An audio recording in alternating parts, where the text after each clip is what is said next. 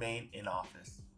And then finally, the least likely but still legally possible scenario involves a little known provision in the New York City Charter that allows a 5-member team to decide whether the mayor is incapable of serving. This group has officially called the committee. This group has the power to remove the mayor if they decide that he's no longer able to perform his duties.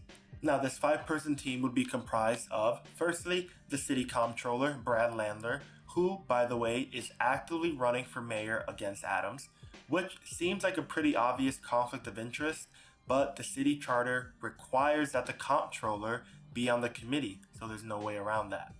There are 4 more people on the committee, and one of which is a very interesting choice, is a deputy mayor, chosen by the sitting mayor himself, which again feels like a conflict of interest, because why would someone that Adams had appointed vote to remove him from office?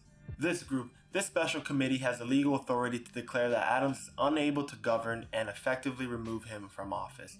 But here's the thing about the committee, it isn't even in effect yet, and there's already disagreement about whether it should be convened in the first place. Even Brad Landler, the comptroller and one of Adams' biggest critics, is not quick to open up this committee. In fact, he says that he wants to see the mayor present a contingency plan following the resignation of 4 of his top deputy mayors, essentially showing that he's capable of governing the city amidst all these resignations before forming the committee. So that is something that I would actually say is a positive about Comptroller Brad Landler.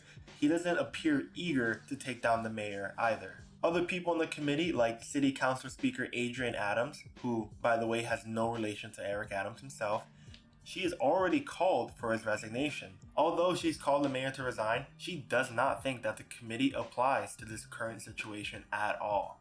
Again, Adams is only facing alleged federal charges. She argues that as long as Adams is in good health, able to breathe and walk, this committee isn't relevant. So there you have it, another person on the committee who's not exactly eager to take down the mayor. So with that said, the 5th option of this special committee, well, it's a long shot. The committee could be activated, but there's no consensus on whether Adams would even meet that threshold for inability.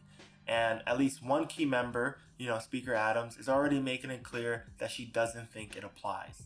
So this means that even if this committee were to be formed, there's no guarantee that they'd actually vote to remove